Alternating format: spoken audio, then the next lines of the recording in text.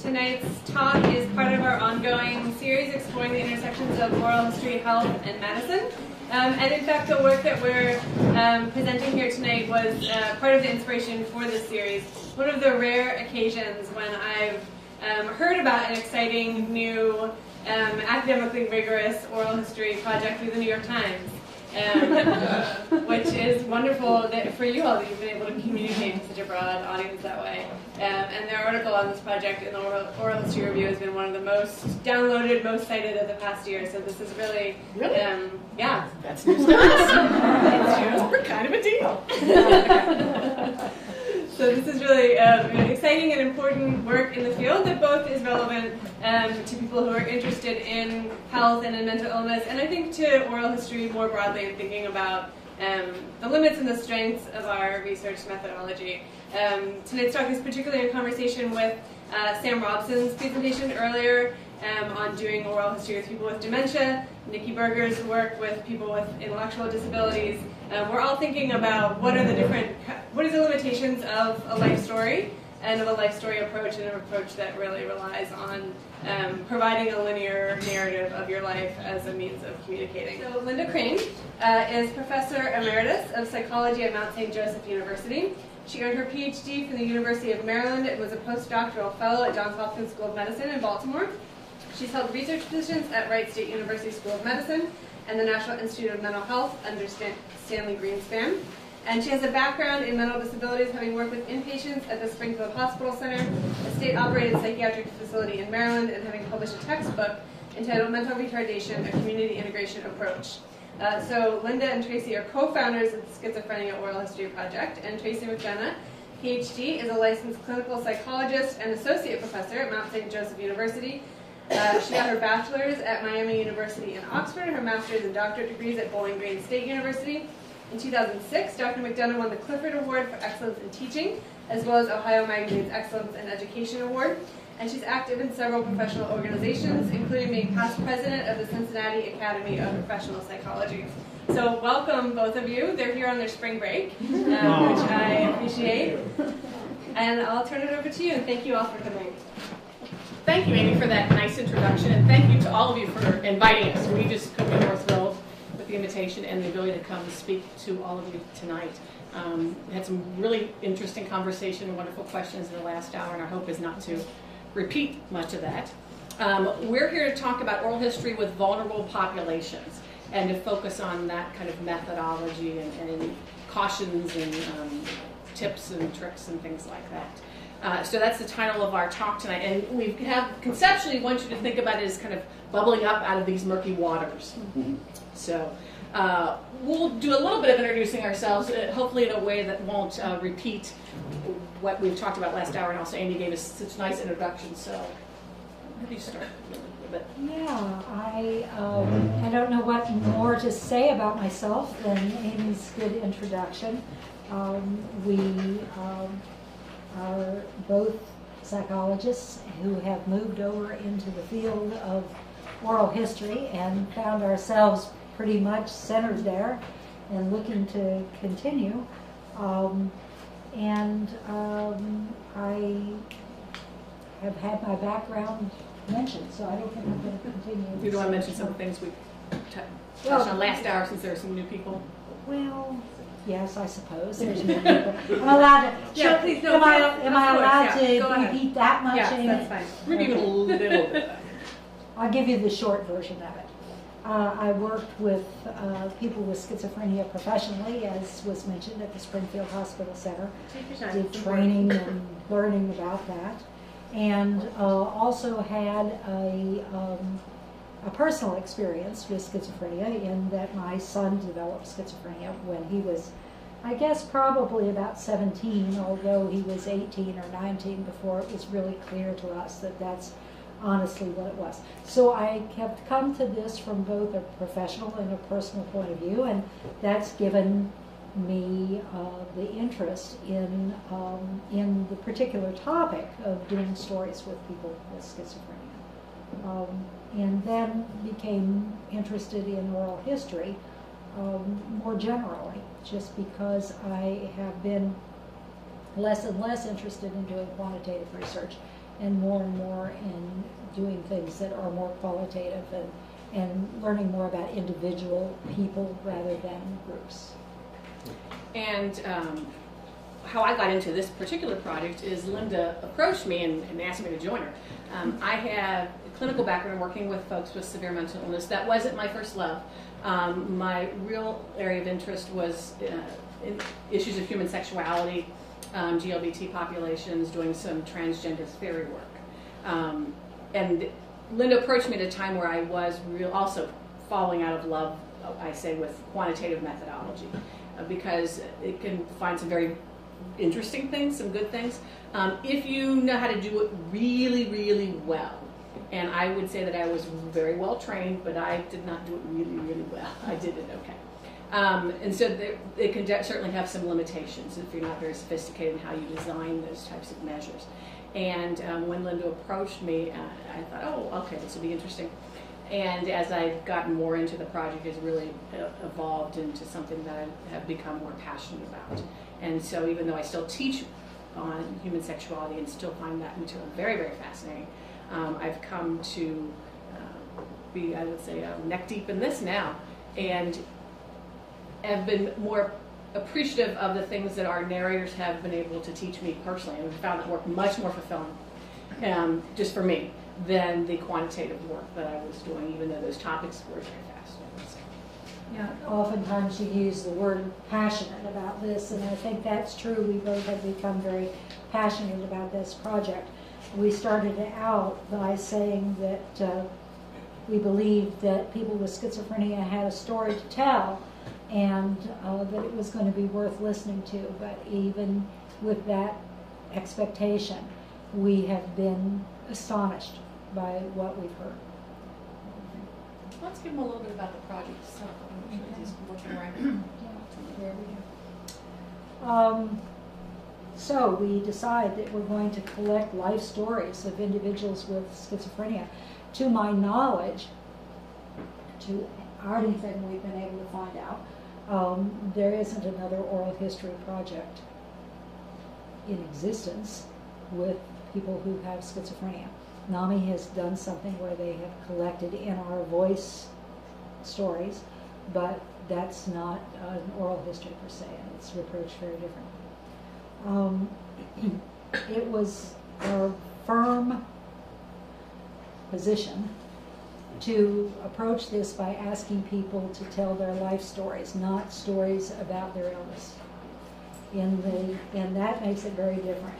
When we went to do some publishing at one point along the line, somebody said something about an illness narrative.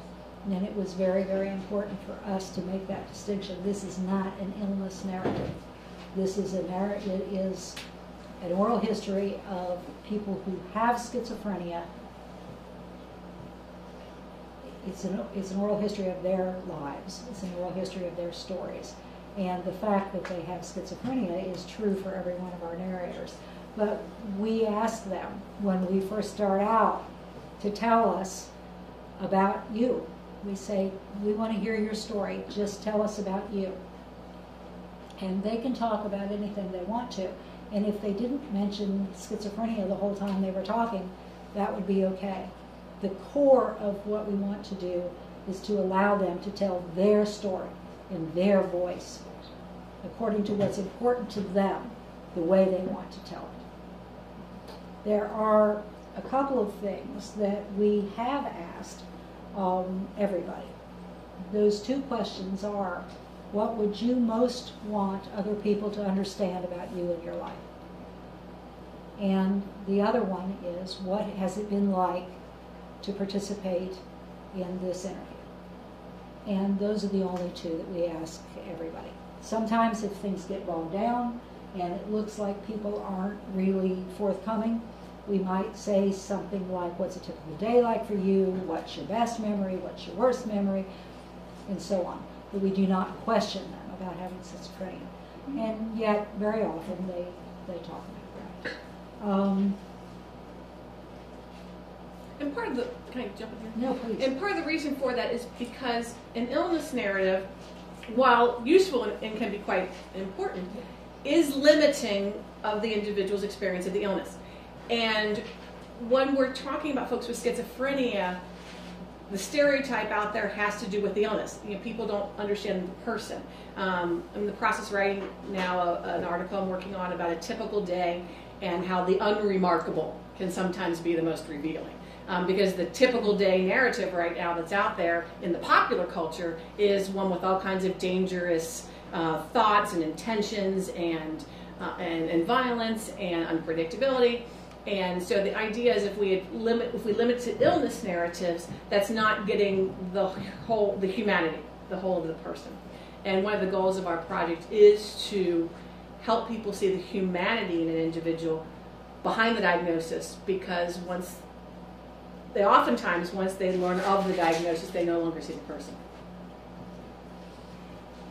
Another aspect of the project that's probably important to talk about to begin with, and that is true for all vulnerable populations, is that it was very important for us to, that the person really wants to do this, that they're not coerced into it in some way. And so in order for somebody to take part in our study, they have to contact us. And we've done that by developing these flyers that we post in various places and have distributed through agencies that Tracy will talk more about later, that advertise the opportunity to do this. But the contact has to be made by the person themselves. The caseworker can't call us, or the parent can't call us, or a spouse. It has to come from them saying, I've seen this and I would like to participate in the study. Then we typically find some venue that's comfortable for them. Would they like to be at an agency that they're comfortable with? Do they want to pick a public place? Would they like for us to come to their home? And typically what they do want is for us to come to their home. And we're going to talk about that more later too. Can I pass one of these around? Sure. There's not enough No, here. I I can just pass it so people can Yeah. find. I'll get it later. Okay. So those are just some introductory remarks about the nature of the project, and as we go along, if you've got questions you want to ask, if there are thoughts that come to you that you'd like to know more about something, why, feel free to ask us and we can answer, but certainly we'll tell you more about the project as we continue. Schizophrenia itself is something that we might spend just a couple of minutes mentioning. Schizophrenia is a thought disorder. Probably the most common misconception is that schizophrenia is split personality, and that's absolutely not the case. Split personality is something that refers to a different disorder entirely. Schizophrenia is a thought disorder. There are chemicals in the brain that go awry and cause the person to hear things that other people aren't hearing. They hear them. It's not that they're imagining them. It's not that they're thinking them up. Their brain acts in such a way that the individual hears these things, but other people don't.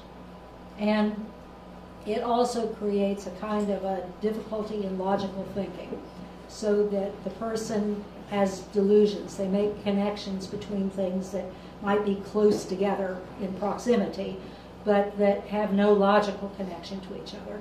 And therefore they develop these delusions, ideas that can't possibly be true, that there's somebody that is long dead, something that we know isn't right. And those are the two primary characteristics that would get a diagnosis for somebody that has schizophrenia, though there are other things besides that that could cause it. Schizophrenia is a lifelong disorder.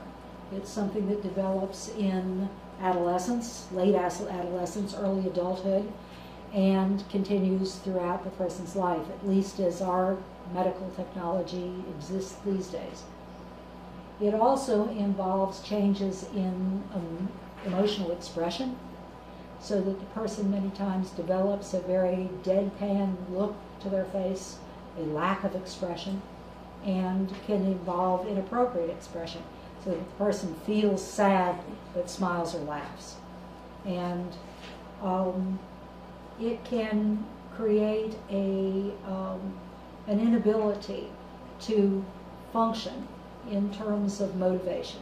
It creates a situation where the person is unable to motivate themselves to do even simple things sometimes, like get dressed or bathe. And so it can be very, very disruptive to the individual's life.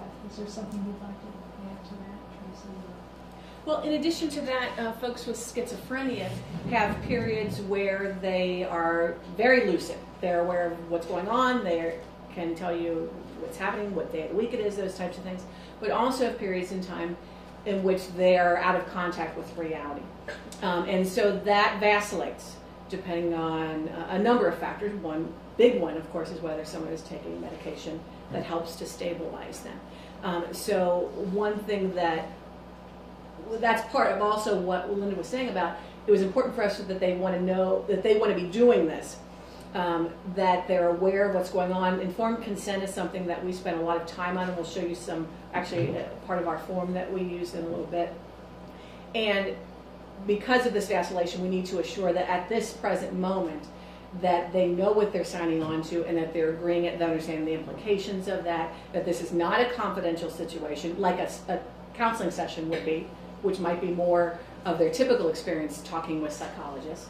And so we also spend a good deal of time distinguishing between what this oral history interview is as different from an illness interview, in essence, a diagnostic interview.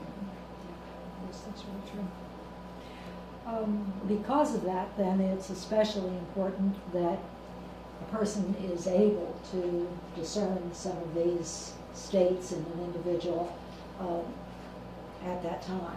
And I know, Tracy, you wanted to talk a little bit about that, about the vulnerable populations thing. Yeah, Leonard, this is where we're getting to soapbox time, so you want your questions. So this is something that came up a little bit in the last hour. So Lynda and I are initially by training psychologists. So we have some background training in doing interviewing, and a certain type of interviewing, like an illness interview that we were talking about. And so for us to begin to get into the field of oral history, we had to do some outside training, some additional training. Writing about oral history is very different than writing about social science. And so on the one hand, that has caused us to kind of go back to school almost in essence. But we do see it as an added benefit, being part of that field. And where I think that this particularly pertains to vulnerable populations is the need to have that background.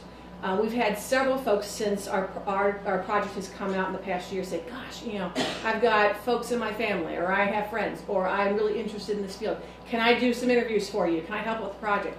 And really, really lovely people, but who don't have any training in mental illness and mental health, and so they don't have the training to assess, is the person cognitively intact today or not, for example. And so I'm staunchly going to argue that if you're going to do oral history with vulnerable populations, that you really need to have, at the very least, some consultation with someone who has training. I would recommend getting some training yourself. You know, practical things. Rape victims don't like to be touched. How do you handle a lavalier mic? You know, whether you're talking about rape victims, folks with schizophrenia, trauma victims, war vets, you know. If you're going to do that type of sensitive work, I really am going to strongly advocate for having some training or background in that particular discipline in addition to oral history. So maybe that means 2 credit programs for you, which doesn't sound very good here.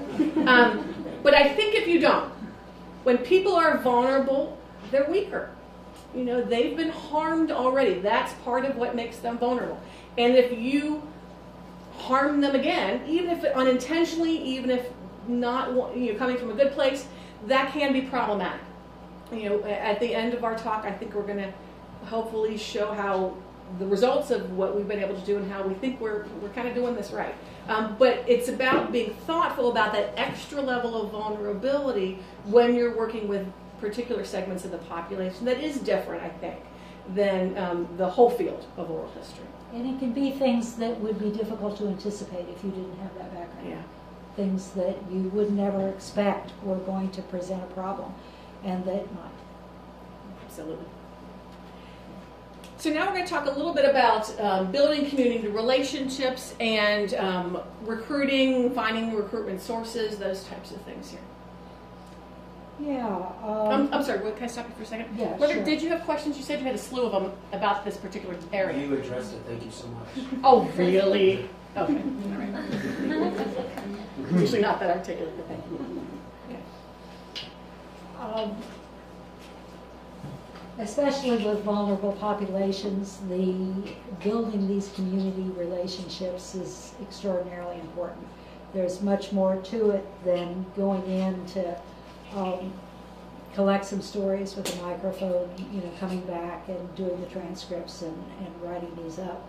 Just as one example of that, I've had people ask me, how long do you think you're going to be working on this project? And I understand that none of us can promise to do this for the rest of their lives, but getting into a situation like this, I've come to realize that I'm finding it very difficult to imagine which day exactly I'd have somebody with schizophrenia come to me and tell me, knowing the courage and the risk and the vulnerability it takes to ask to participate in something like this, and I say to them, oh, I'm sorry, I was doing that last week. I mean, it's a kind of a different thing. It's kind of a commitment, and it involves the relationship that you're going to build with that person, the relationship that you're going to build with the people who introduce you to that person, and it's an ongoing kind of relationship in a way that I think will come up any number of times as we talk about this. These probably are not going to be people that are just going to show up and go away in our lives, and that's something I think to be aware of.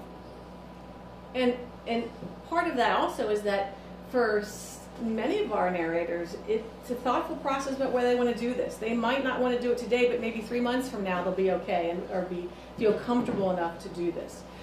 So this has been a long-term project. We've been doing this since 2011, and we have 34 narrators right now. So only 34 narrators, in the past several years. But it's because we believe we're okay with it because we're tenured professors, partly. But we want someone not to feel any pressure, whether it's even unintentional pressure from a case manager. Lynda spoke to that as well. But part of this building the community relationships is you get into the community and working with folks, particularly in your hometown, you get to know the providers in the area, you get to know the referral sources and that type of thing. And maybe they're thinking of somebody who'd be a great story to recommend right now, but they're not doing well. And if you stay with that relationship, then they might go, oh yeah, so-and-so's doing better now. Let me give them a flyer, and see what they think or what they want to do. So a long-term project is also something that is going to do better, I believe, in the long run if you have those relationships, and we'll show some evidence of that too. And there's always this issue of trust. In our population, as is true in many vulnerable populations, that trust is critical. There are problems with trust. There's been exploitation in the past, and there's stigmatization that goes on all the time. And that isn't just built overnight. That isn't something that happens instantly in many, many cases. And so there's that need to build this relationship and build that trust. And then once you have it, I mean, there's a responsibility to not to say, I'm not interested in you anymore. And also with this building community relationships, I mean, current guidance with a lot of community-based research, not just exclusive oral history, says you really need to not only build relationships, but try to give something to the community before you take back. I'm an IRB chair, I mentioned before, and going to a lot of IRB conferences, talking a lot about this community-based research is also becoming a big deal in medical research and clinical research. And so one example of building this community trust might be with African American populations who are still stung by the Tuskegee syphilis study, and for very good reason don't trust researchers, because that was a big problem. And so sometimes going into a community, you're needing to kind of build back trust that you didn't break down in the first place. And you have some, I think, specific things you wanted to talk about with providers, the public. No, I'm not thinking of that right now. So okay. maybe we'll go on to talking targeted and scattered approaches, and then speaking of scattered, and then we'll come back to that later. Right, sounds good. Unless anybody has some questions or wants to chime in, we certainly would. Yeah, I think some of the formats, sometimes folks have done an hour talk and then questions, but if you guys have some things, like Lynda said, please let us know. Yeah. So if you're focusing on building community relationships, I know that you kind of talked about like you're kind of in the Cincinnati area now, but you're kind of looking to expand. Mm-hmm. How will you be able to expand geographically if you need to build up relationships with care providers? Well, first we need to get money. And I say that only half joking. We are a budgetless project. I mean, right now we're awaiting 501c3 status to be able to get grant funding, and that's applied months ago, and we're still waiting on that. That takes a long time to come around. So that's part of it, because we do need more staff. Lynda's retired, and now I'm running the show, and I got a couple of research assistants, and we do more work during the summer, because that's when we can, with teaching and things, in me in particular at this point in time. So that's part of it. It's also for us about expanding a little bit of time this summer. We're going to be expanding in northern Kentucky, because Cincinnati is right on the Ohio River border with Ohio and northern and Kentucky. So doing that, we did a little bit of Dayton last summer. So that's one way to help build some community relationships. I think another way we're just kind of getting into is social media. And we have a Facebook site, we have a Twitter handle, although the Twitter's not that super active. But we've had several folks contact us because they saw the New York Times article, because they saw our Facebook page. And so we have developed, because we have no budget, the ability to record interviews over the phone. It's not ideal. We don't want to do it. It's not our first preference. We are sending Lynda on the road. Now that she's retired, I say that she's transitory by nature. And so because we prefer that. The face-to-face interviews always can be better. We're kind of preaching to the choir, I think, with that. But that is, I see as a form of community as well. I mean, so some folks are hearing about us because of the internet, and therefore are coming to us. We've done, I think, 4 interviews now over the phone with folks in different parts of the country, so just a little bit of time. So that's where I think we get back to the slowness that we've already kind of touched on. That's part of our, in a sense, recruitment process. Which also brings, I'm sorry, did you want to? Okay. To targeted versus scattered approach. We started with an agency that I used to work at because they already knew me. And that's important because with vulnerable populations, their providers, if you're going through an agency, hopefully are going to be scrutinizing. I mean, and they usually are. So they're not going to let just any Joe come in that they don't know. I mean, you could be very kind, very well, very good researcher, but if they don't know you, there's going to be hesitancy when they hear that voice on the phone or see that email come across. So that's where we started, with an agency that already knew me, and they agreed to let us start there. And so from there, then we branched out. We got a referral to another agency.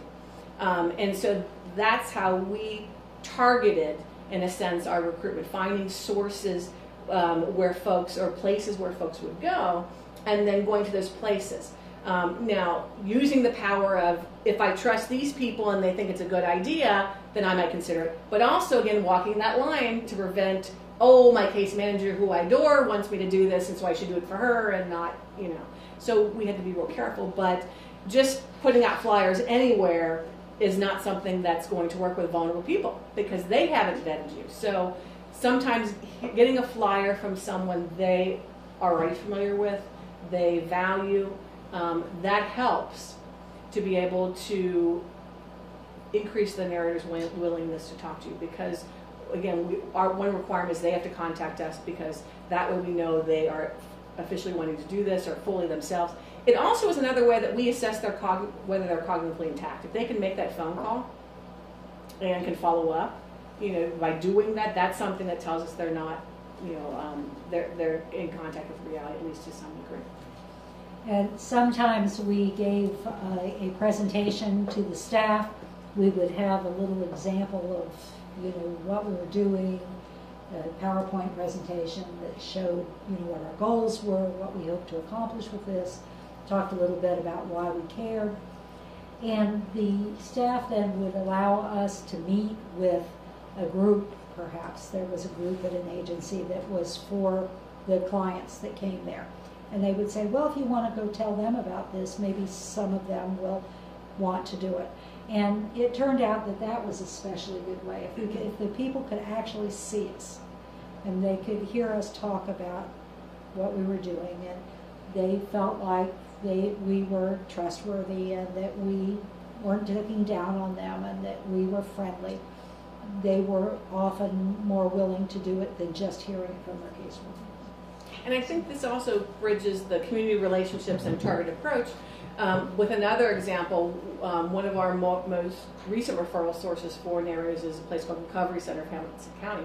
And it's kind of a social clubhouse for folks with schizophrenia, or actually with mental illness in general. But it is primarily consumer run. And so it's very empowering that way, which is really cool. And so we started with getting some, doing talk there, getting some initial narrator referrals. And now that relationship is now expanded to where now some of my psych students at Mount St. Joe are doing service learning opportunities there. And so they're getting involved on another level with this agency, and it's wonderful learning for them.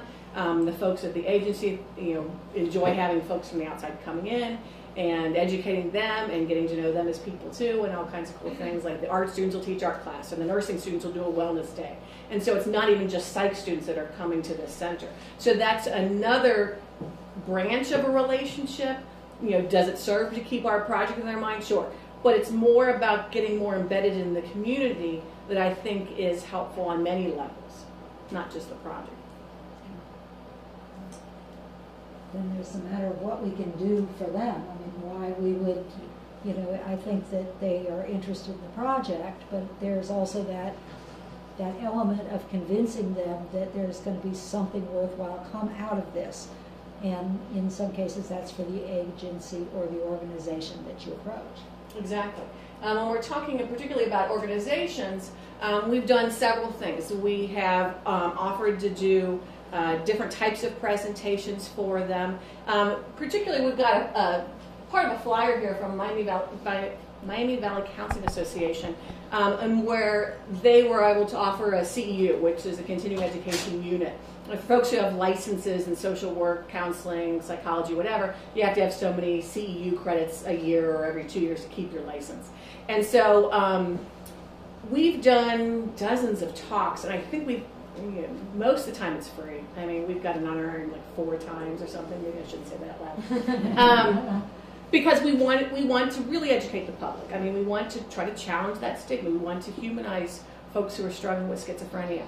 And so, we're not making any money, so we don't feel like we should be charging. And so sometimes the agencies can offer that CEU for free. And so it's something that they can do as a provider. They can do it for their staff as well. And so that's something that we can do for the agency that is kind of a win-win for it, and also allows them to hear more about the project so that they know that we're legit. They get to scrutinize us a little bit more. And our willingness, I think, to put ourselves open for that level of scrutiny helps because, again, with vulnerable populations, I think you do have to go the extra mile. Because, again, you're really kind of undoing something that has been done before you walked in the door. People were vulnerable for other reasons before you walked in the door. And so you're kind of having to deal with that. Then there's the extremely important aspect of what it will do for the narrators. I mean, okay, we are running an oral history project and we know what we want out of it, and the agencies want to get something out of it, but the heart really of our wanting to do this is what the narrators will get out of this. And I believe that there are some important aspects, important benefits for the narrators in doing this. If anybody, there might have been a person or two who listened to me yesterday, and you're talking about getting up on your soapbox. I certainly get up on my soapbox about this issue. I have whole-scale bought the idea that meaning and purpose is absolutely essential in all of our lives.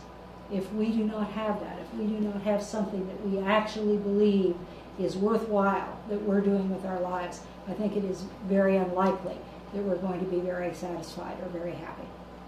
And I know, as well as I can know anything, that the same is true for people who have schizophrenia.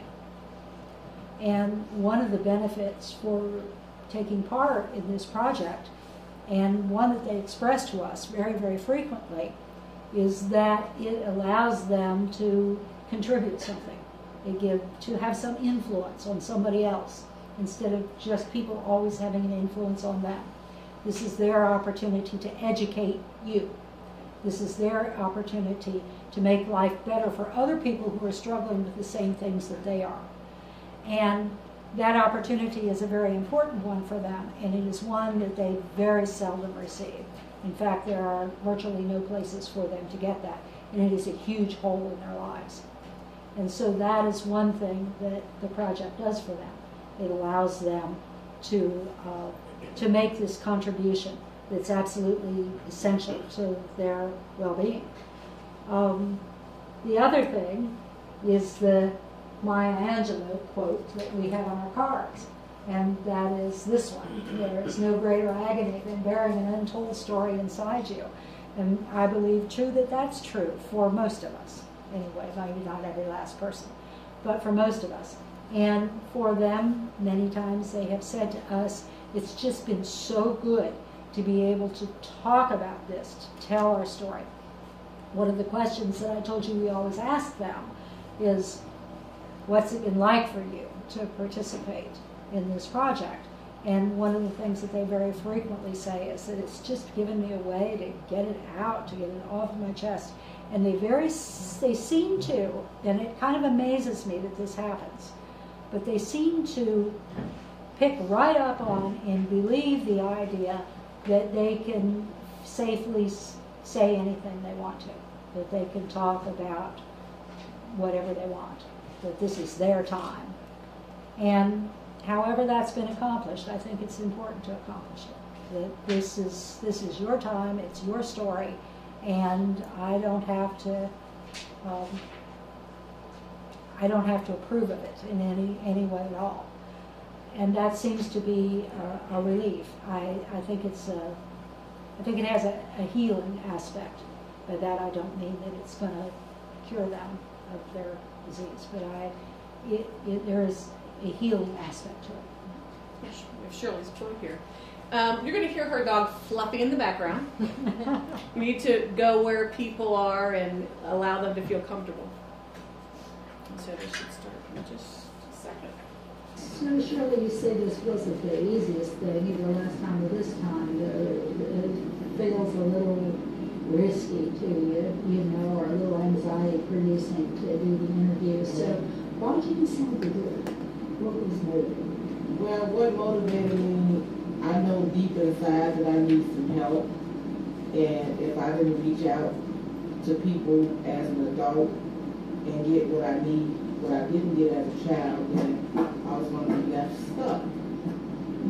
So, and by me being an adult now, I'm still reaching out for help, because I know there's still some issues there that needs to be taken care of. And sometimes I feel myself, and sometimes I don't. And that's the illness that I have. And I don't like to be around people when I get like that. Did you feel like you received some help by talking? Oh yeah, it really helped me get a lot out of my system.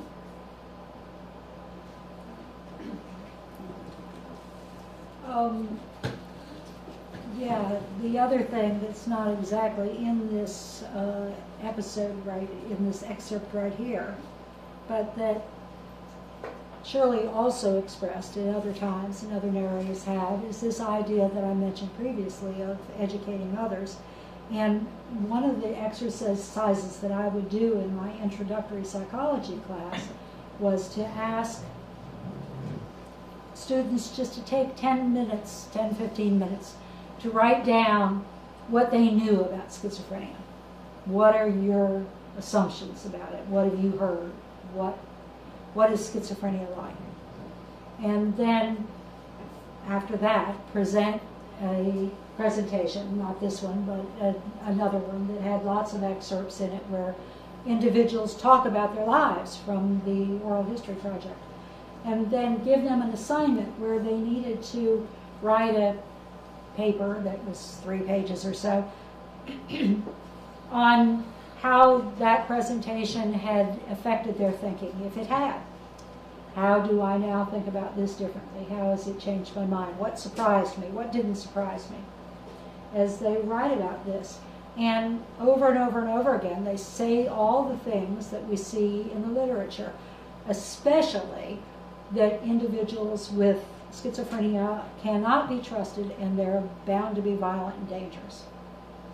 And that is just really a pervasive stereotype. And it's a very unfortunate one because it turns out, if you look at the research, that that isn't accurate. It is true, of course, that somebody with schizophrenia might end up in a movie theater and shoot a bunch of people. That did happen.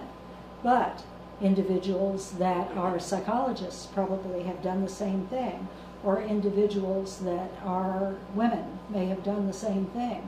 It's not necessarily, well, I mean, anybody who's a researcher understands that you can't glom on to some one variable like that, even if it's a salient one, and decide that this is the reason that something like that happened.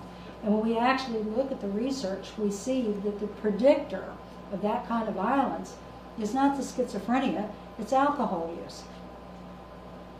That in almost every case, well, 95% I think is that of the cases where individuals with schizophrenia have been violent, it's been related to primarily alcohol use. And of course we know that that's a major predictor of violence throughout society. The fact that the individual had schizophrenia is more or less tangential, though it may have played some part in their confusion in doing it. And so that's a huge misconception in terms of how do we deal with these kinds of things? What do we do even in the aftermath of a tragedy like that? So one of our important goals with the project is to get some education out there to dispel some of the many stereotypes about people with schizophrenia, that they're violent, that they lack empathy, that they have no insight into their own behavior or their own psyche, all these kinds of things that turn out not to be really accurate. And this notion of violence also gets us back to the concept of vulnerability. Our research also tells us that people are much more likely, people with schizophrenia, are much more likely to be victims of crime than they are perpetrators, overwhelmingly. And that's primarily due to the vulnerability. Someone walking on the street, clearly dealing with stimulation inside their head, talking back to the voices, is an easy person to roll for their jacket. You know, someone who's a predator is going to take greater advantage of the low-hanging fruit. Yeah, and you use that example because I shared with you a little while ago that my son had schizophrenia. He had the coat stolen off of his back. He was beaten up and had the coat stolen off of his back 3 separate times with exactly that kind of situation. Somebody could look at him, they'd see something's wrong, and oh man, he's an easy touch. You know, we'll just roll him for the coat. It's good looking. And this next excerpt is from a gentleman by the name of Robert, who is speaking in a follow-up interview. So first of all, the sound quality is going to be better because now we have lavalier mics. So I'm going to mess with it so we don't blow you out of the water. But Robert's sister is a woman named Alice, who you'll hear from at the end of our presentation. She was one of our first narrators. Number 2, does that sound right? She was our second one, wasn't she? Mr. Zimmerman was number 1. Mr. Zimmerman was 1. Yeah, she was 2. She was 2. And so 3 years after, now Alice and her brother Robert and their mother live all in the same house, and they have their whole life. They actually are quite stable housing-wise, which is not common for folks with schizophrenia. But it took 3 years after Alice wanted to speak to us before Robert decided that he wanted to, even though she told us when we would meet with her, I'm trying to get my brother, I'm talking about it. But when he finally did speak to us, educating others about schizophrenia, and particularly with respect to this notion of violence, was his primary motivation. And again, I'm going to get to the sound so it doesn't blow you away. I got interested after a while because I thought what these stories that could come out in the news and that, I wanted to tell my side of the story so they think different about us. So what are some of the news stories that you are talking about that are wrong? What kinds of things were wrong in those stories? Or people shooting people with schizophrenia, and I wanted to let them know that we're not all like that. Yeah, not all violent. Right. Shoot people. Yeah. Those kind of stories do come up in the media a lot, don't they? Yeah. Yeah. So, How does that make you feel when you see those stories? that's sad. Yeah. I don't want them to think we're all like that. It's a misunderstanding you want Yeah. to correct. Yeah. So that was his motivation for telling his story. Now, Robert, and by the way, I love that picture of him. I just think that's just the coolest with him doing the peace symbol. And again, with that image, peace symbol, not violence. You know, that's what he's all about. But he's worked almost all his life. He worked 15, 20 years in his father's body shop. Worked for his dad, then Dad got ill and had to close the shop. And then for the past 8 years now, he's been working at Kroger. And couldn't say enough good things about Kroger and how they treat him. But when he started to talk with with us, was just about that time the New York Times article came out. I think he wanted a little bit of publicity too. But he talked to us, he was mentioned at the very end of the article that now Robert's going to tell a story. But he had shared with me that he had not told his bosses at Kroger that he had schizophrenia when they hired him on. And he, in essence, came out with the New York Times article, with the empowerment that he felt that this story, and he shared, once the story was published, he shared it with them. And he said, there are two things, I wrote this down, that he said that they said that they found out. That his bosses told him they didn't know that people with schizophrenia were in the community. So first of all, there was the mistaken assumption that everyone with schizophrenia is locked up away somewhere. And then the second mistaken assumption was that they didn't know that folks with schizophrenia were different than the people they'd seen on TV. And now they knew differently because of already knowing Robert. So we're talking about humanity again being that vehicle through which you're changing people's minds. They knew Robert as Robert first before they knew him as having schizophrenia. They didn't know him as the schizophrenic who lives down the street or who works for us. And later on in the follow-up interview with Robert, and this was about a year later, we got to him. I asked Robert, what's the project been like for you? And he replied, wonderful. And talked about how he enjoyed teaching others about schizophrenia. I can't tell you how many times he's called me to ask me to send him more cards because he passes them out to the people he knows at Kroger's. And I mean, regulars. I mean, people grocery shop somewhat often. He's there all the time. He works 20 to 30 hours a week. And so he has, again, people who have known him as Robert prior to knowing that he struggled with schizophrenia. So I could see him being, when I called him an advocate one day for mental illness, because it was something that he was doing. He was changing minds just by the fact that they knew him. Now that is consistent with all of our social psychology literature. If you want to change ideas, change stereotypes about the out-group, and out-group is group I'm not a member of, whether it's gender, race, mental illness, regardless. You need to introduce folks to individuals who are members of the out-group. It's not about reading a story. It's not about some kind of distant type of introduction. It's about personalizing, making that person a human being. Then they no longer can distance, because we distance so we can cope.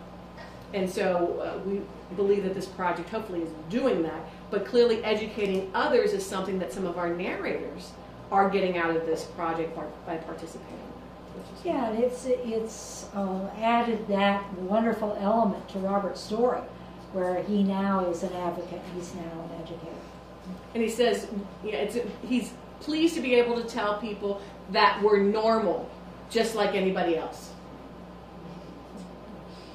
So in addition to creating these connections and building these community relationships, we believe that you do have to even go deeper and begin to really build trust with the organizations and with individuals. And we started talking a little bit about that, starting with people you already know. We also believe it's important to be transparent with credentials. Lynda and I are psychologists. That's something that helps us with social service and psychology and counseling organizations.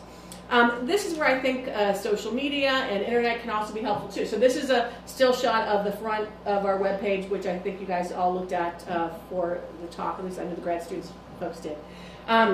And so that's something we can easily point somebody to. Maybe I'm doing a cold call or a cold email because we've kind of exhausted all of our sources in this agency, but I can reference that, a person from that agency that I've spoken to, hey, you know, Dottie over at CORE said that you might be a good place. But I can also send a link to the website so they can independently look and see what we've done. We have a Talks and Pubs page where we show the academic stuff that's come out of the project. So they can, again, see what we're generating. So they can determine for themselves whether they think this is good quality or not. So again, they're going to be vetting us just like the narrators are. They can also see the dedication. Our project is dedicated to Lynda's son. And very clearly we kind of lay out there that the point of that is once he had the label of schizophrenia, he was no longer Doug. And so the idea is to prevent that from happening, or at least try to undo that in some cases. So I think this is where web presence can be very helpful with getting into some agencies and beginning to build that trust, that you have some legitimacy. Yeah, I think so too, and where our credentials, our professional credentials, were especially important for the agencies.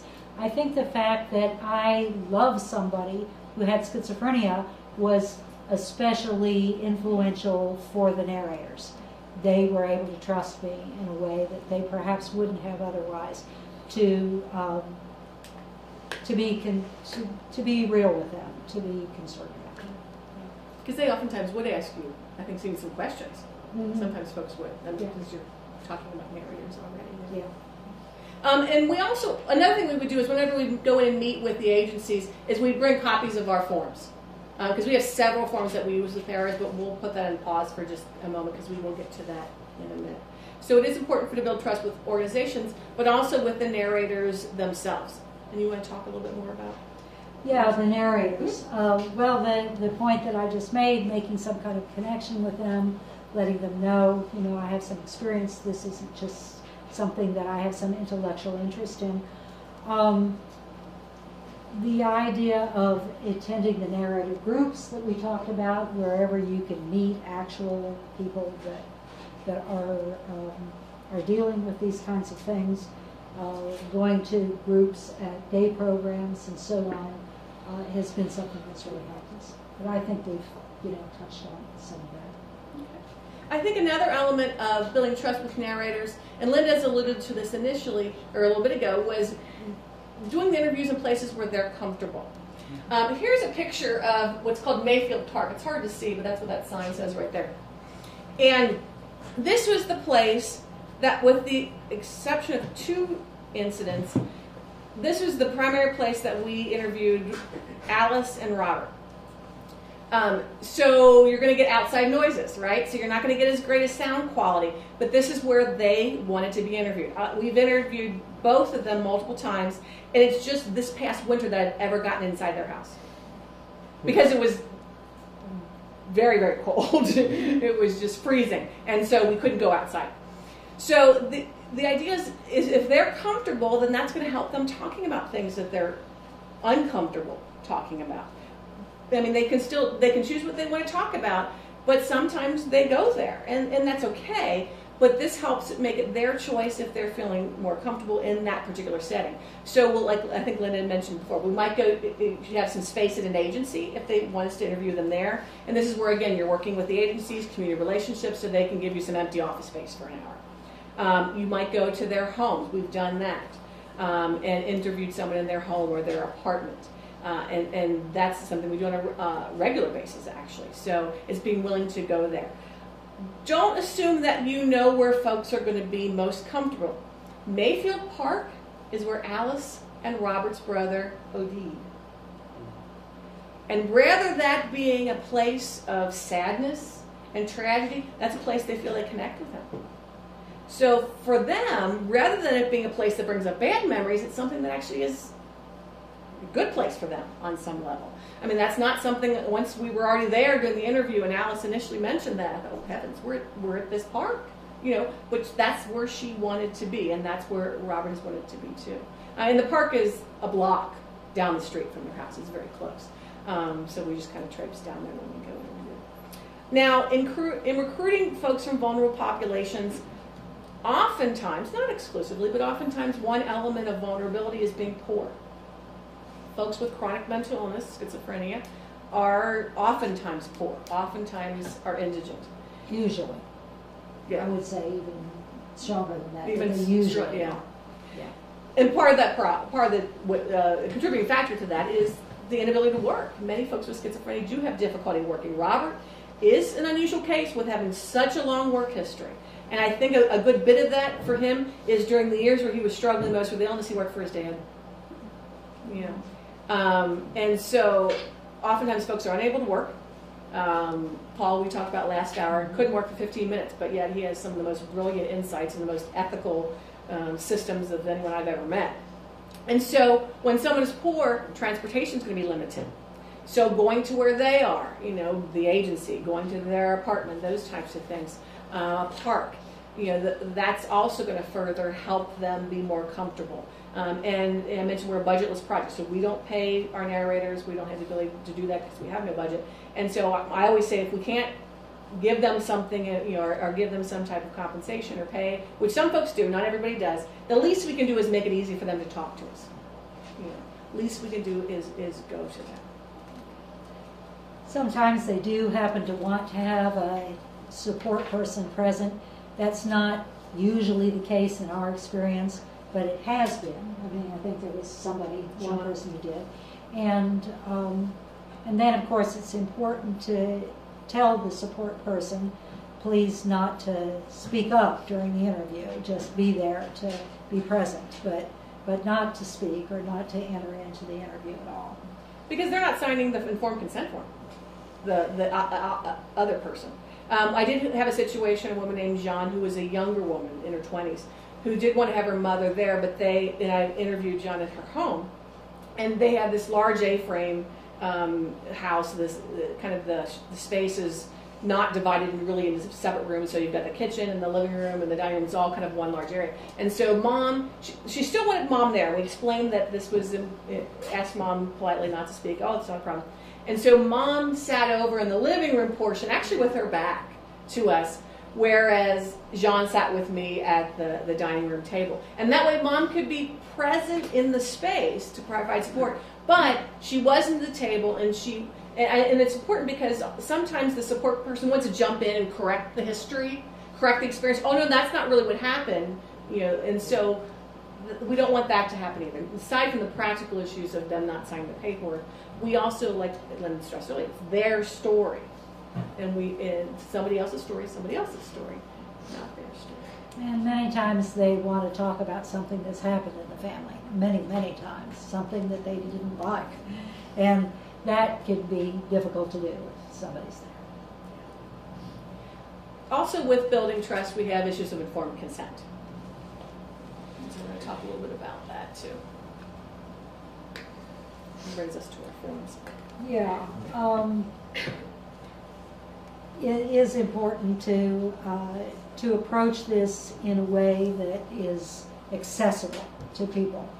When we were first asking to be part of an agency, if they might distribute our flyers and help us out with this, one of the things they mentioned was that they just couldn't seem to be able to get across to researchers, to people who were better educated perhaps, to write this in a way that it was accessible for the people who were going to need to read it and understand it. So Tracy mentioned earlier, we've written a form, we tell them what it says verbally, we invite questions for them, we explain out loud what it's required to do. But I think that we've written it in some language that's made it pretty accessible for them to get to too. This is our consent form. And rather than saying something like, you're not obligated to continue this, or something, we just say straight out, you don't have to do this, and if you don't like it, you can stop. Something that's just very, very straightforward like that, and clear to them, and they understand what it is. This is going to be, we're going to share this with other people. It won't be just personal. And that helps you get through IRB too. Yeah, it does. And so we've worked hard with that, and we've made sure that it's something that they understand. They're not going to get compensation for it. You're not going to get any money for doing this. The story's going to belong to us. I mean, it's something that's just really straightforward. Another form that we use with folks is what we call an aim identification form. So we're very clear that this is out there, it's not confidential, but some folks still want a little bit of privacy.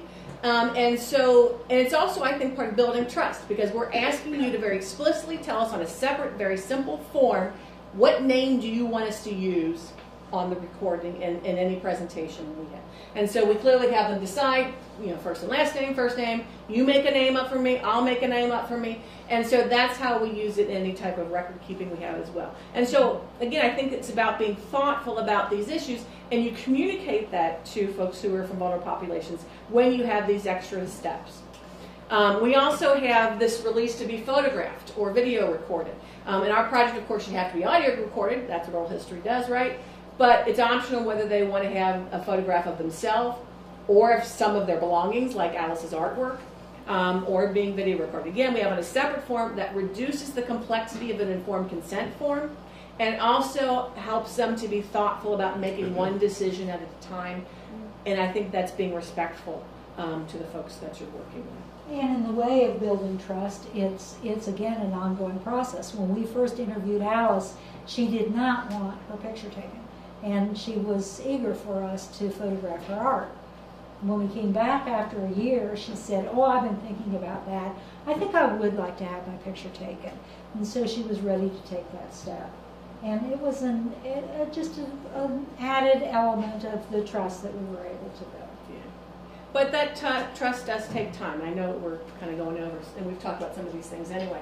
But we really need to plan for a lengthier recruitment phase. I mean, we're going years, but that's because I teach during the school year and do more stuff during the summer with respect to the project, and so have the luxury of going at this slow. But again, it prevents anyone from feeling pressured. If someone feels pressured, they're actually more likely just not to participate in the project in the first time. Getting vetted by the staff and the presentations that we're doing, and also important to plug into the organization's schedule. If you want to go to the case management staff meeting, they may only have it 8 a.m. Tuesday mornings, and that's an ungodly hour for Lynda. I call her second shifter. I have 8-year-old twins, so I'm up at like 5 or 6, grudgingly. But Lynda's more of an afternoon, evening kind of person. And so, but what was the one time that we had an 8 a.m. meeting and your daughter called you and said, "Wait a minute, you're up?" And of course Lynda was up and can get up like anybody else. I can do it. But and you do those things, but that's going to again part of the time it takes for that. There's also the narrator hesitancy. Oh yes, Shaggy. This was a person who was very hesitant to do this, but really wanted to. And every time he called me, he said, "I really want to help." He says, "I really want to do something to help." But then he'd make an appointment, he'd make an interview, and then he'd call me back in a few days and he'd say, "I just can't do this. My friends have been talking to me and they just say this isn't a very good idea. I ought not to do this." And so then he'd cancel it. And then I would say, "Well, you just really need to be comfortable about it. I mean, if you just change your mind, feel free to call back again, but I do want you to feel comfortable if you're going to do it." So then he would hang up, and pretty soon I'd get another call. He made 3 appointments with me and canceled 3 appointments with me before he finally kept the 4th one.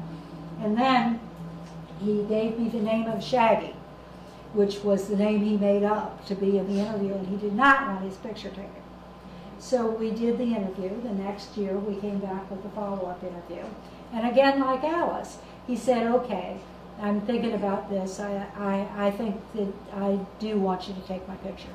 So we walked over in his side yard, where it's actually a better picture than this, if you could see it without the lights on. But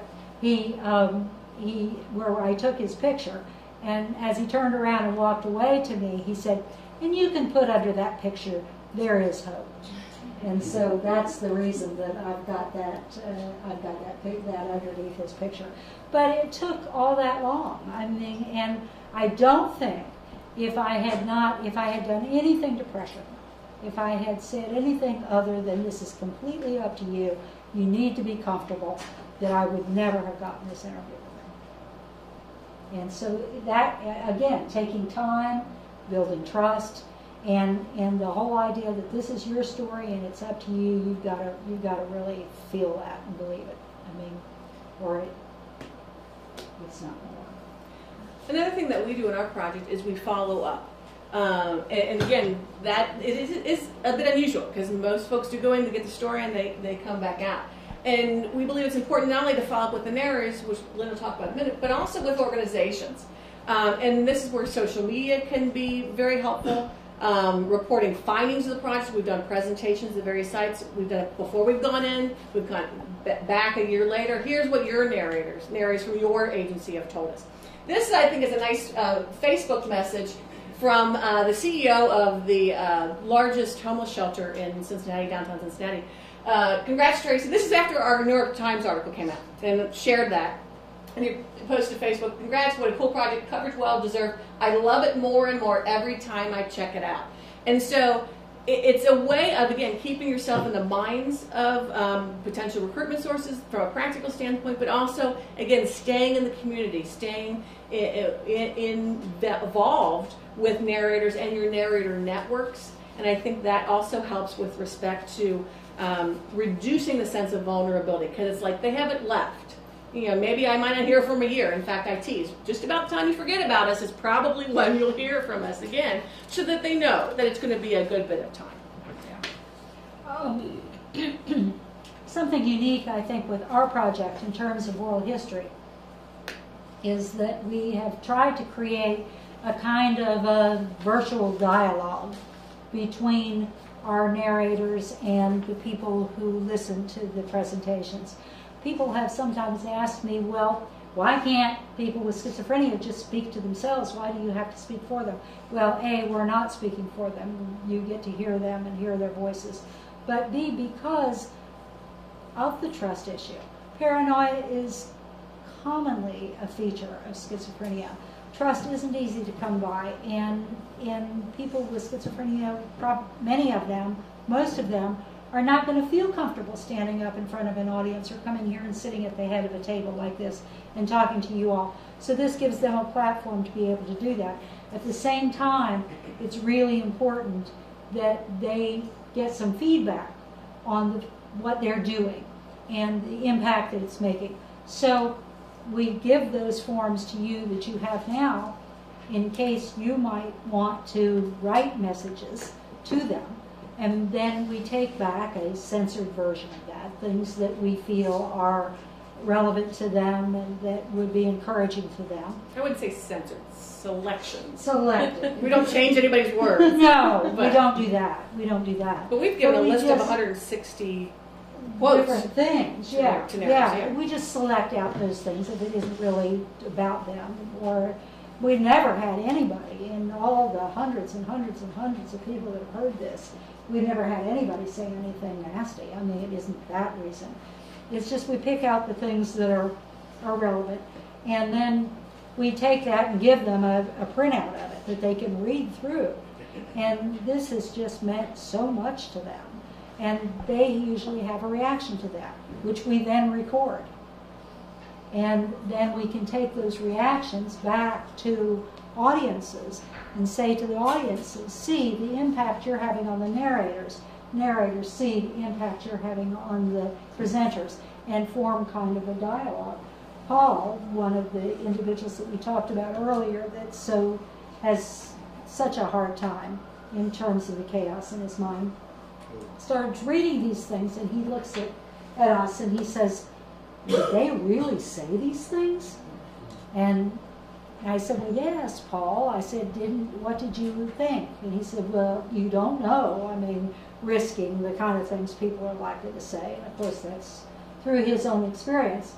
Later on, we're out in the garden, and we're talking about his garden and how it's doing this year and everything. And he says, you know, the way this has turned out, he says, it's kind of like you'd sit around the campfire, you know, with your family, and you'd tell this story about this thing that happened.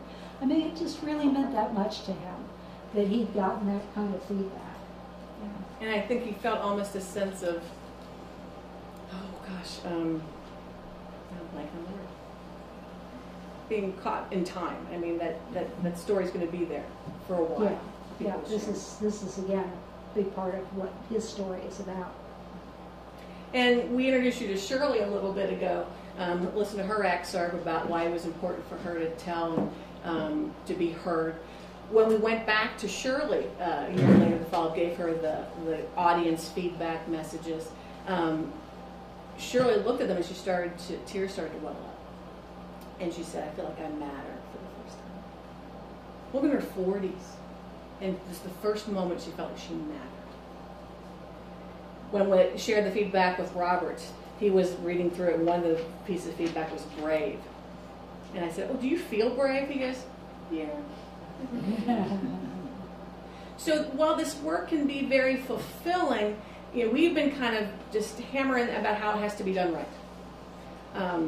And so the take-home message, we believe, is that the most important thing to remember is this idea of relationship.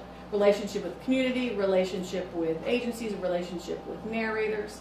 And we have this final excerpt from Alice that we'd like to share with you. Thank you so much for talking to us. I really appreciate it. You're welcome. I hope I helped these guys out. You helped us very much. What has this been like for you to talk about today?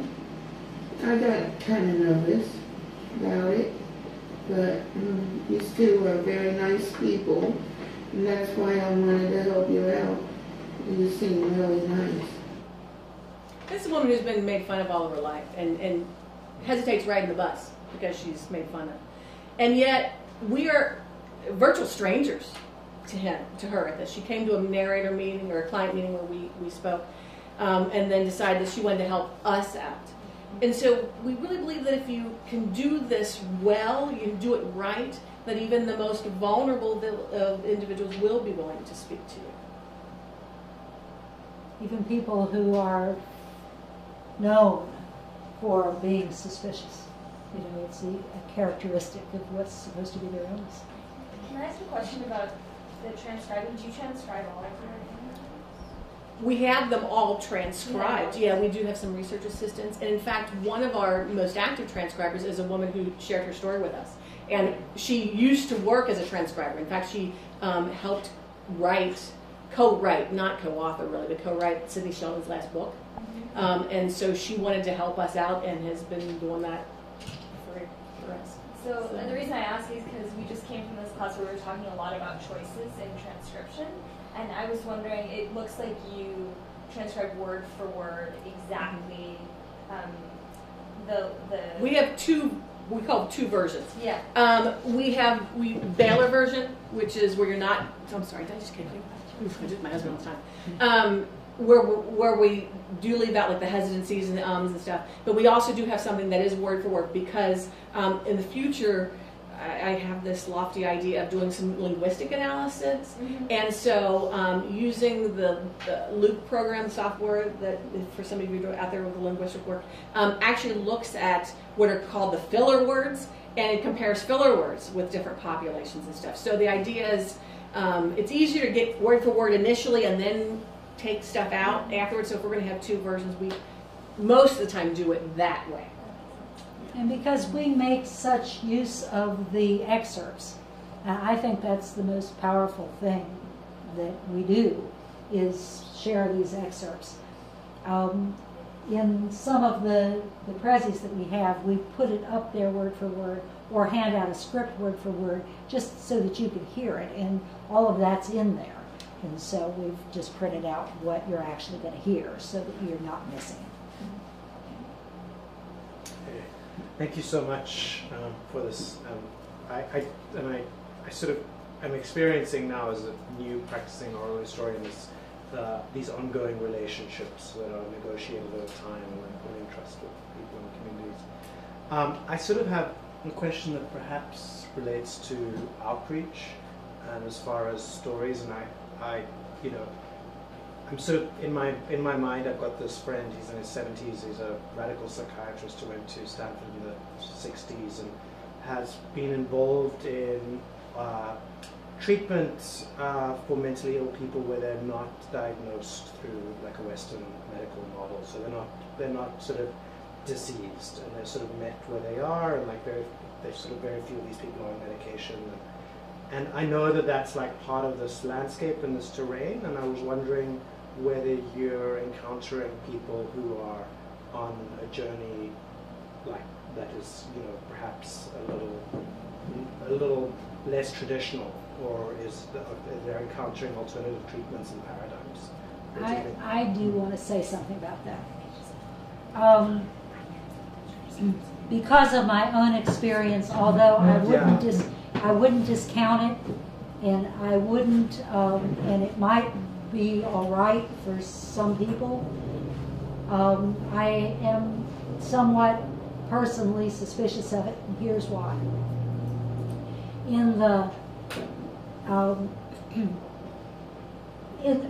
one of the things that happens when people have schizophrenia is that they soon run out of insurance. I mean, it happens fairly young. They might be on their parents' insurance, but it's a very short length of time. One of the changes with the new insurance that I hope to heaven stays is that it has always been previously it's been treated as a mental health issue, like you're getting a divorce and need to talk to somebody. You get 10 sessions. And here this person's got a catastrophic brain disease, and their insurance is going to fall away after 10 visits. Well, once that happens, you're bound to be on, you have to get on Medicaid. There's no other way, or you can't get treatment. And so this is what happened with my son. Well, as our public health system now stands, it's not terribly strong. I mean, by and large, we're in a competitive world. And so every other visit, you see somebody new, because that person doesn't hang around for any time. When my son actually died, there was one psychiatrist for 3 counties. But before that happened, he was doing fairly well. If we had an opportunity, or if you ever get a chance, you can see a picture of him as an adult on our website.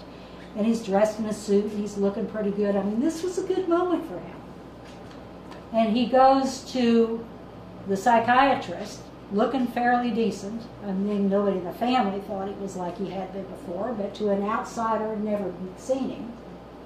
And the guy who'd never met him before says to him, "I don't think that you really have schizophrenia."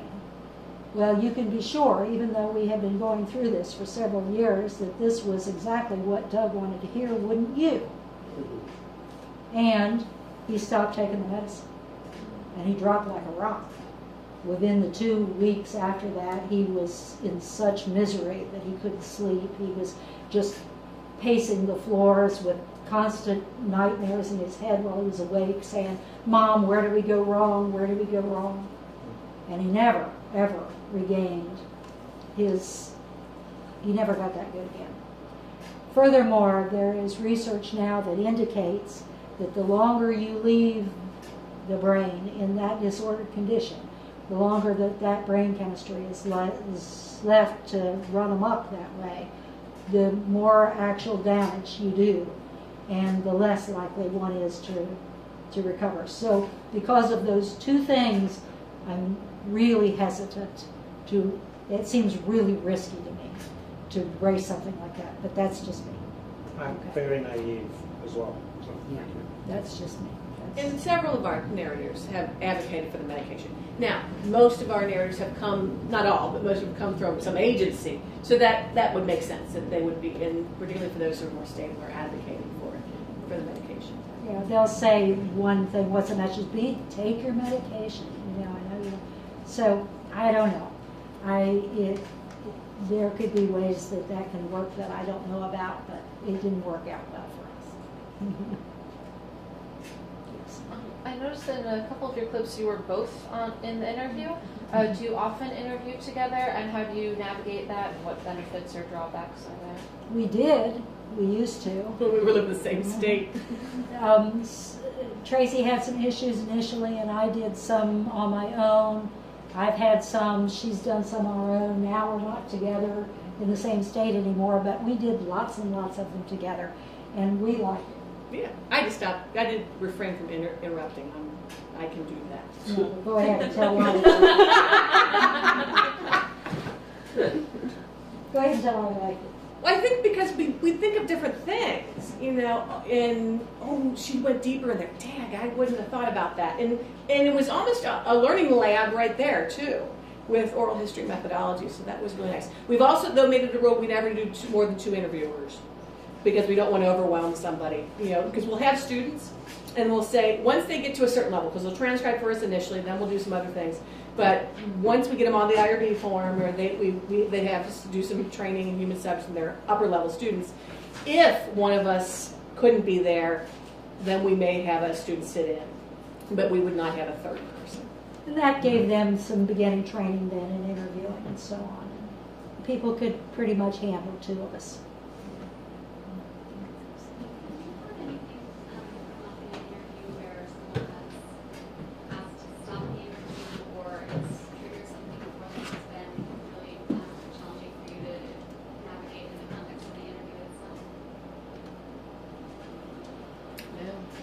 No, because I think because we're also we're clear with, we may ask you some questions, but you don't have to answer them if you don't want to. I think most folks, if not all, have been just really, they give a lot of thought, I think, beforehand, what they want to say. One of the ladies over the phone, I could tell she had written out, which we don't like when they do that, but because we want it to be more spontaneous, and you know, but it's her interview. I mean, folks have talked about some painful things and cried, but as a psychologist, I know how to deal with that. You know, I mean, I can sit with someone crying and not be freaked out, you know, but at the same time, sometimes, you know, we've left an interview in ourselves, then gotten tearful. But no one's ever been, like, really activated. But that could happen if someone's talking about, like, Shirley, as a child, she was sexually abused, and does, in her interview, talk about some of those details. So that would be even more likely to happen, I would argue, with childhood victimization, particularly sexual victimization. So if anybody's doing that work, you really have to be aware of any dissociation and that type of stuff, and have even more sophisticated training, I would argue. I mean, I've had students associate in class before, but not in our oral history rooms. One aspect of the interviews that I think my being a psychologist and having some experience with this has helped with is that it's helped me be able to get people back on track with this particular illness. When they do go rambling off and go into some delusion and it's not really, we're gone, I have been able to bring them back to the present by asking a question. And it's kind of a judgment call. You know, how long do I wait before I do that? Until I'm really sure that we're not going anywhere. You know, and what do I do to bring that back? And how do I not do it too soon or wait too long?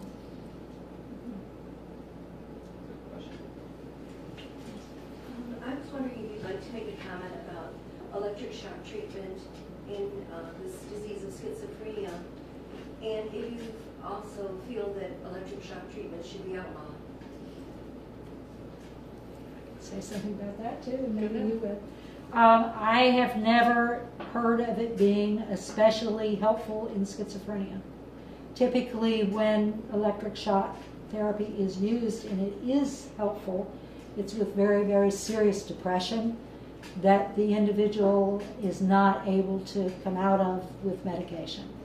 And for people who are not familiar with very serious depression, I mean, I have seen individuals, hospitalized individuals with depression who would die. I mean, they don't get out of bed, they don't turn away from the wall, they don't speak to anybody, they will not eat. You would have to be intravenously feeding them. It's very, very bad, not just a one sentence. It's not your first line intervention. No. And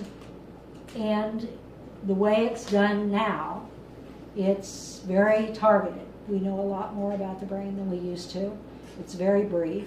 The individual isn't aware of it. It's not painful. And they can go in to the room in the condition that I have just described and come out ready to join their families and have a picnic. And when you see that happen a couple of times, why you're a little bit more likely to think perhaps it's not a bad idea under certain circumstances. But that said, it's a very extreme therapy. Who is it? Was it Dukakis who was running for president some years ago and whose wife had such serious depression. And she did a program on NPR where she talked about that. And she said it's the only thing that ever helped her. And that her kids would get to the place, they could see it before she did. And they would say, Mom, you know, it's time. And it would happen to her on almost a yearly basis. In the spring, she'd have this happen, and she'd get like this, and she would go in as an outpatient, and boom, and she'd be okay. So I wouldn't say I think it should be outlawed now, but I think it's not just a pill, and that you've got to be very careful, and that it needs to be very targeted. Have you heard of it being good for schizophrenia? No, and it was back in the days when it was more barbaric and there weren't muscle relaxers and there was bilateral, not unilateral. I mean, all that stuff was awful. And I have the video clips. I show my absite class, you know, and it was, yeah, and their memory loss was pretty bad. That's not the case anymore. It's tried when all other interventions have failed. And it has been, again, not for mild or moderate, for severe depression. I have heard a bit for bipolar too. Lynda Center is continuing to do some of that, but they're also doing transcranial stuff. But for schizophrenia, it was initially used for folks with schizophrenia, as many things were, for behavior management, not for illness alleviation, symptom alleviation. Sounds like you do follow-up interviews, sort of as a matter of course. Can you say more about that? Like, you know, when you go back, do you ask people to tell? Do you have follow-up questions based on the first interview, or do you sort of just check in to see how they're doing? Do you do them one right after another, or is there a lot of time in between? Does everybody get a follow-up? Do they have to request it? Like, everybody that we can recontact, which is only about half of our narrator pool, because they're poor, not necessarily because they have schizophrenia, are very transitory and change addresses. As a matter of course, we attempt to recontact everybody. Phone call, snail mail, because that stuff actually can get forwarded. Some of our narrators have email. So it does take quite some time. Sometimes, and initially, it was sometimes up to a year because we didn't have folks transcribing and helping us out. And we didn't schedule a follow-up with them until we had their interview transcribed, because we wanted to give them a copy of it. Paper copy, digital copy. Now that might be a flash drive, which many folks think is very standard, but a lot of poor folks don't have computers. So we might give them a CD, because you can take a CD and put it in a boombox, you know, or take it to the library. So that's, again, kind of being thoughtful about your narrator folks. We also give them a copy of the audience feedback forms, the quotes that we talked about. And we also give them a copy of any article in which an excerpt from their story was used. So again, showing them about how their stories are out there for folks. And we also print out a copy of their page, because each narrator has a separate page on our website. And in the event that they don't have computer access, we will at least want to give them a hard copy of their web page as well. So we do that as a matter of course. They're usually about a half an hour versus this kind of standard hour-ish.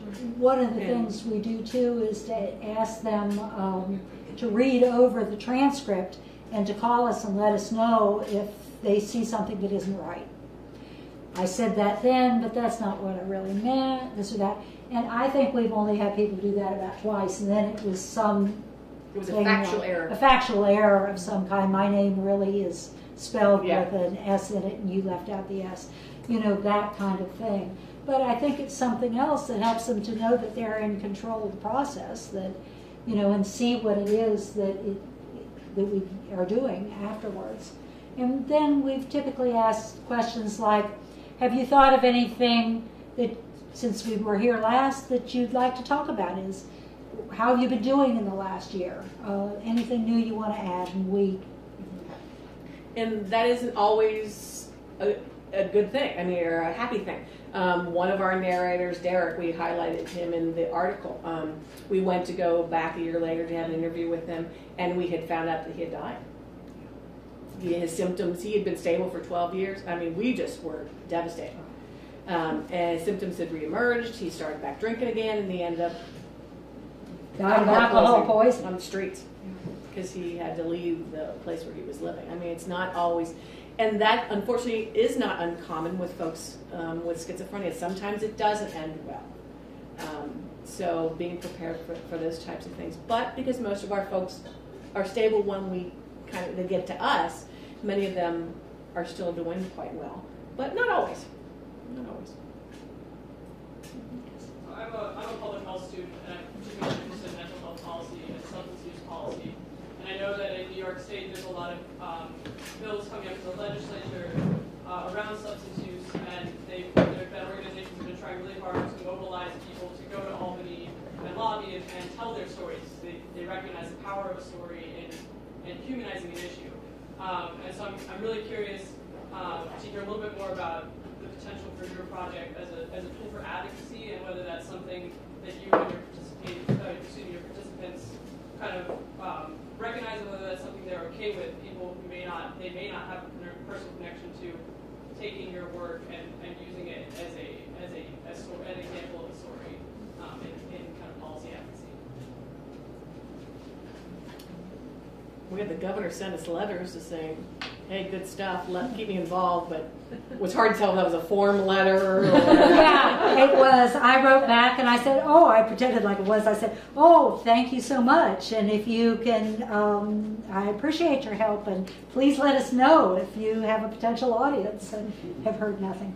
But I don't know. I think that a major motivation for their doing this in the first place is advocacy.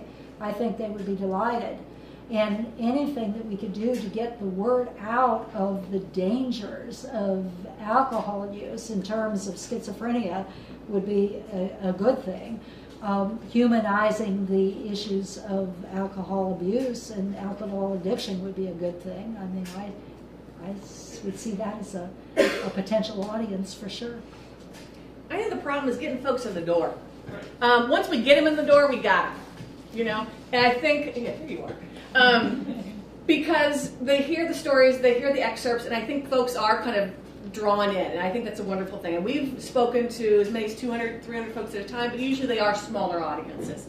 Like I said, once we get them in the door, it impacts them. They're one of our largest audiences, where we gave the keynote speech at a celebration of Teaching and Learning Day at our university. And so half the audience, more than half, were students who were like incentivized to be there by the professors. And several of them afterwards said, you know, I came to this talk thinking this is not going to have anything to do with me, and this was one that Lynda referenced before about identity, but I realize it's now everything about me, because they could connect with our narrators. They knew it wasn't just a talk about schizophrenia, it was a talk about people. But talk about challenges. How do I face challenges? How do I overcome things in my life? How do I... But if they stay one-dimensional, then that doesn't connect. And if it doesn't connect, then we don't get advocacy. And so I think that's a challenge. And we've even had a challenge at our university, even though we have many staunch supporters of our project, marketing doesn't see our stuff as marketable. Our publicity folks. When the New York Times article came out, our university did nothing about it. And there are plenty of people in the university going, what? You know, I mean, like I said, we have a lot of supporters, but it's a topic. We still are distancing as a society. Again, if we can get people, and so we're trying to be insidious, little groups at a time, about our project. One thing that happened for me that way that was really good is that I come from a small town in Ohio, and I have a friend, a high school friend, that I captured into listening to this over the kitchen table. And she was all taken with it, and she happens to be in the Rotary Club in this small town.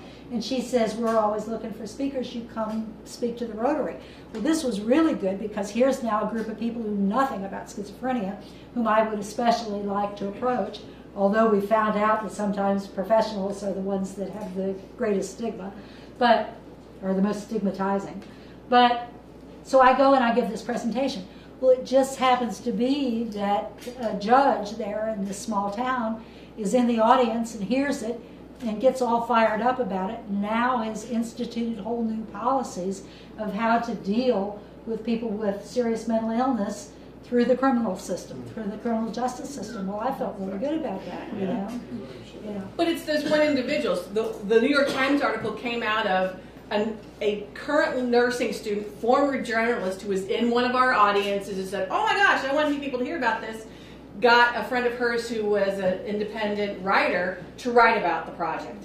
So, I mean, if we hit the right person in our audience, then it tends to take us to the next step. But that's how the progression has been for us.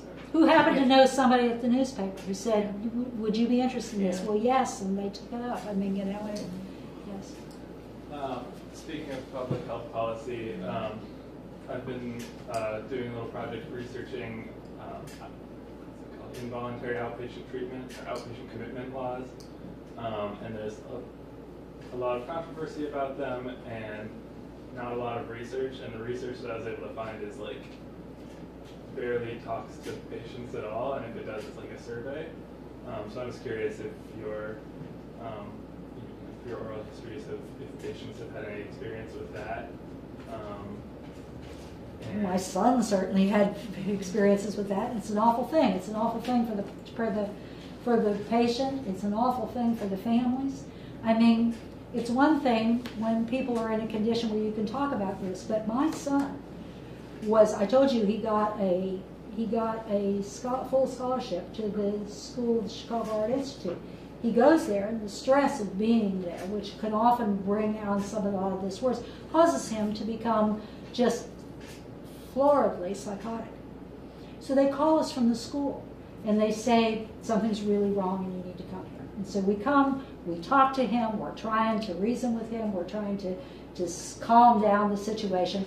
He leaped from the back of our moving car in the middle of Chicago. He's 18 years old, and he's missing in the middle of how many people? I mean, we were desperate. And I go to the police, and I mean, what can I do? 24 hours, we haven't found him, my kid's gone. And I go to the police, and I'm a walking nightmare in downtown Chicago, and I'm thinking, you know, what are they going to say to me? You know, what are they going to do? And I start to tell my sad story about how, and the guy who first talked to me, he's going to be kind of a cowboy with me, and he's going to, well, if you have something wrong with, why'd you let him come here? And there's somebody standing behind him that's kind of watching, another one of the officers, and he pushes him aside, and he takes my hand, and he says, I've got somebody in my family that's got problems like this, we're going to find him. So they do. They, in this city of how many people, they do. They find my kid. And then we have to figure out what we're going to do to him. All I want, I'm a psychologist talking about the medication, all I want is to get a dose of medication in him so that he starts to come back to his right mind again, and we can, you know, begin to deal with this problem. But in order for me to do that, I've got to either talk him into voluntarily going to the hospital, or I've got to find 2 psychiatrists that will independently say that he's a danger to himself or somebody else. Well, yeah, if he jumps in front of a car, he is, but that's not what they want to hear. They want to hear that he's about ready to kill himself or he's about ready to shoot somebody else, neither of which he was probably ready. So we get to the hospital, and I eventually do talk him in to, all of us eventually do talk him into putting himself into the hospital voluntarily. And they've got 1,000 rules and regulations in this hospital. And he's scared. And he starts calling everybody he knows on the telephone. But this is against their rules. So they grab him and they put him in a straitjacket. Now all he wants to do is get out of the hospital. So he won't take the medication. He was already scared to death. He won't take the medication. He won't do anything we have to say, and we have to go to court. It's a nightmare. It's a nightmare. And there's no easy answer to it. There's no easy answer.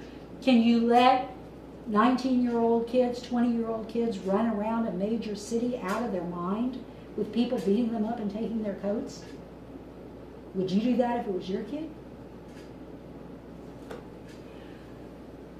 But do you want to put them in a situation where someone's going to grab them and put them in a straitjacket? I mean, I can think of 1,000 things they could have done to get him to go back to bed without doing that.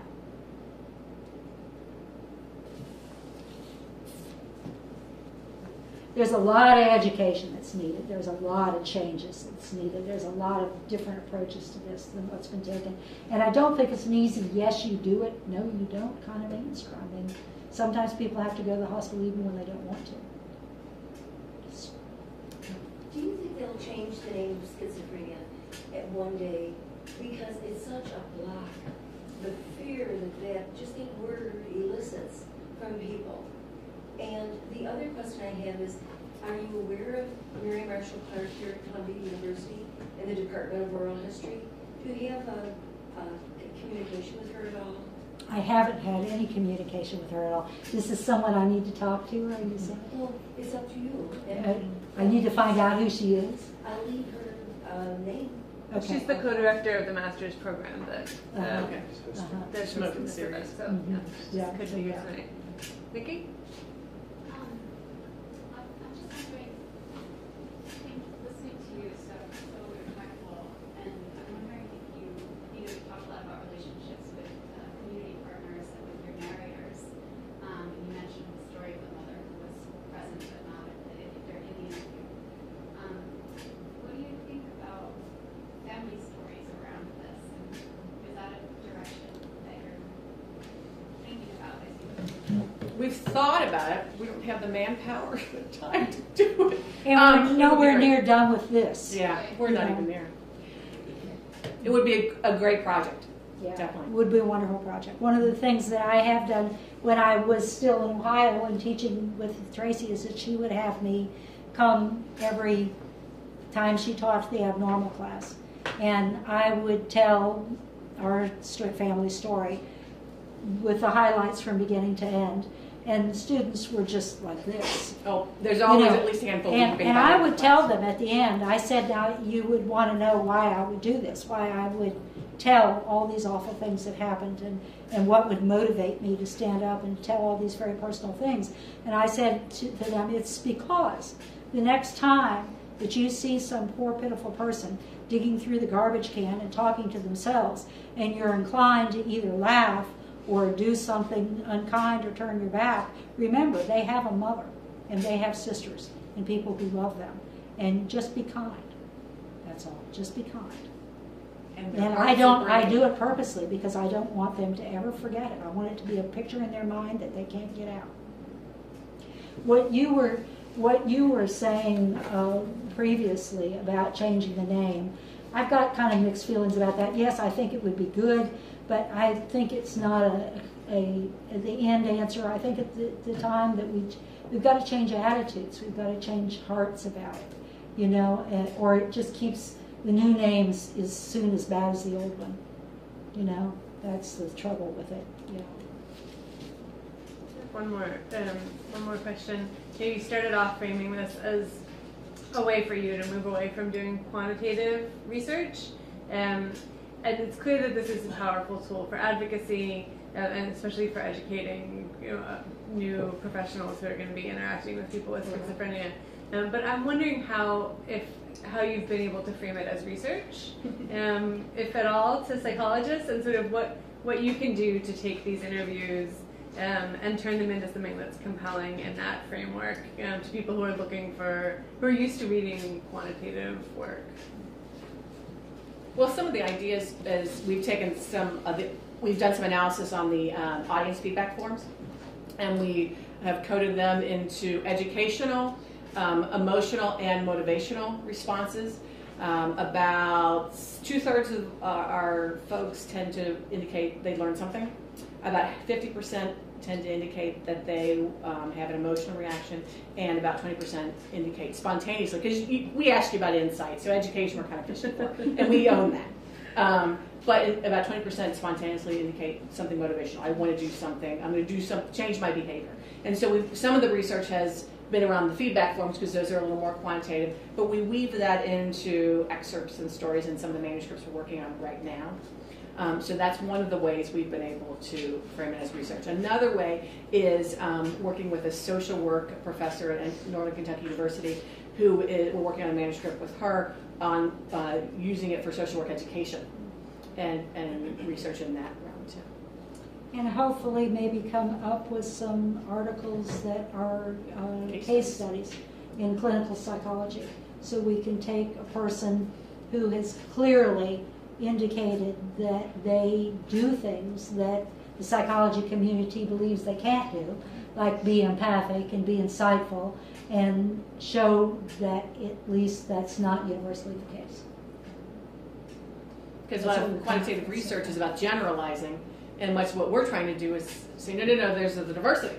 So you can't generalize, because when you generalize, you're really more than over-focusing on symptoms. And what can people do that we don't see because we're just not asking in the right way, we're not looking at the right time, where there's no opportunity for them to demonstrate it. We only watch them while they're the worst they could possibly be in the hospital. I'm being a whole host of reasons why there are misunderstandings about the capacities that people have. Well, thank you. This is such a clearly important and powerful work, and thank you especially for sharing your personal story with us. You're very welcome.